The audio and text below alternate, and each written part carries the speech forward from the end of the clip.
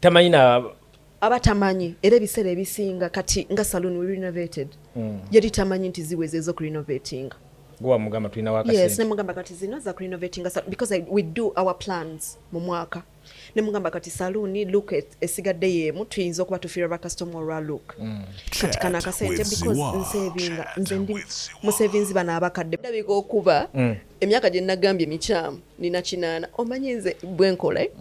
nina obubox bulinga munana kataka mukawandikako nemanya kano ka renovating a salon era I be counting in my head nengamba kati eno salon tugamba agula gine emibanda nakozesa nayokesa bwa byuma obutasobola kumenyeka ma. Yes, kati you can't imagine tine nokuzaala eyo salon. I saved for it because he was giving me the money ngachakola mobile salon nga bwakomawo kati dreads zali za mitwala 225 nga yinza okugenda nga avuga wakagali nakomawo nga avuga akagali 25 jaffe jonna nga jijja miramba nga jonna gwa saving. Exactly, kati nga nze manye 5 gisobola okutugabirira akamezi ennaku 5 okitegeera 2 nenga suula yali awo mukwano yakomawo okuva mu kyoto yali ava kusaba ku Thursday nga nkuze entebe eya sinki buli kimu nembiteeka mu kisenge webaba olwo lwennyini omanyi okuva mu kyoto nga amaze okusaba akomawo ewaka nga tamanyi nti akabox kali because I'm the financial controller. By the way, abaami abali eyo bakyala bamwe mubafule ba financial controllers bamwe okulakulana kubaawo twazaala mu saloon tukozemu ebintu bingi nnyo I can't even mention them sisobola bimalayo but because I'm the financial controller. Yes. Naye olaba ekintu ekyo tekyandibadde kibi lwakuba eri ate abakyala bosanga bambi ng'omwami amwesize n'amuteresa ssente nali nazikolamu ebitali birungi so kati kiba kirungi ekintu ekyo omukyala kumufuula nga zona finances yakola kyazimanaginga naye omukyalo naye mwesimbu nakutokera nga alinga gwe kituufu era bw'ofuna omukyalo omwami aleyo ng'alenga onawo omukyala amulekero bw'aba talinga nze muyigirize kuma ssente zo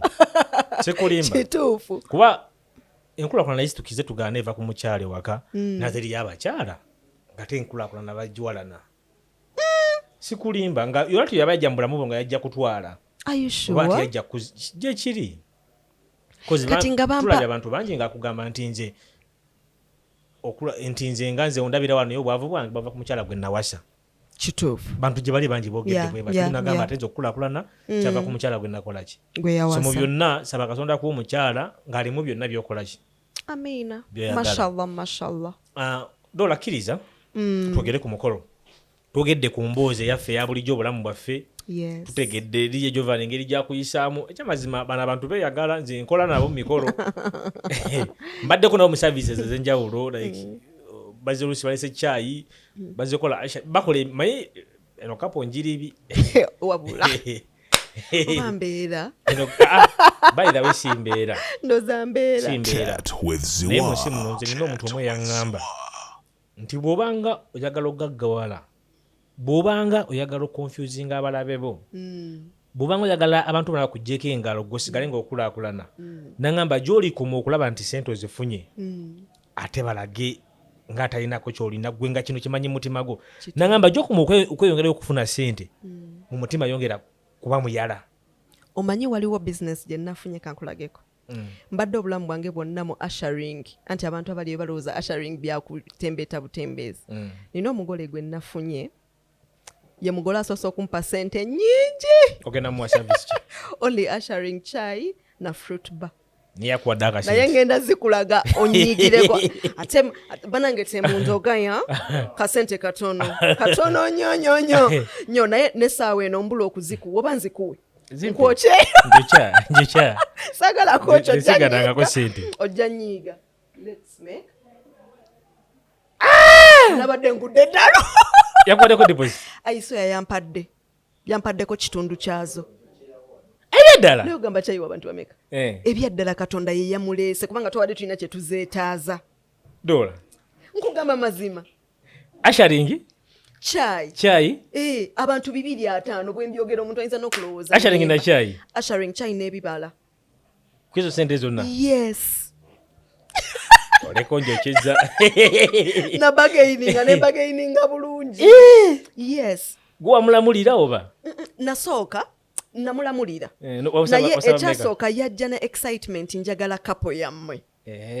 kati mukwagala kapo yaffe ne mugamba nedda nkikulekedde naŋŋamba ndi muntu nno mukulu tolowooza nti ndi mwana muto abakola dda sente okimanyi sente zagenda okukuwa ku asharingi kyayi zikola omukolo gw'omuntu bulungi nnyo nga buli kimu akireese kuddiko wahamu bweyongeddeko nga obweyongeddeko obukadde nga sina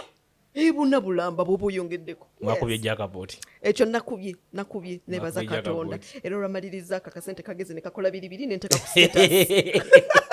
kubanga zajjidde mu budde butuufu akkiriza njagala abalabi baffe abali ku chat with ziwa twasigira ekifaananyi tukirize tugane emikolo ginene tugikola naye tubaamu bingi bye tuyigamu mubaamu okusomezebwa okw'enjawulo njagala tutandikire ku bibi ebyali mu mukolo gwo byotalyerabira oba kale nga byakutuukako ne bikuwamu ka challenge kuba kimmanyi omukolo gwonna omulungi kubamu okusomozebwa bakizagaana kizibu otegeka omukolo notafunamu kusomozebwa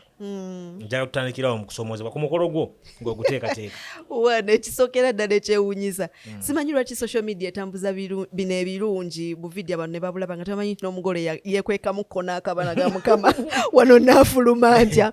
osobola okikkiriza nti zagenda owera ssaawa 2 ez'okumakya ebimu byatambula bulungi nnyo ku lunaku olw'omukolo yes pastor bugingo nankubira naŋŋamba Dora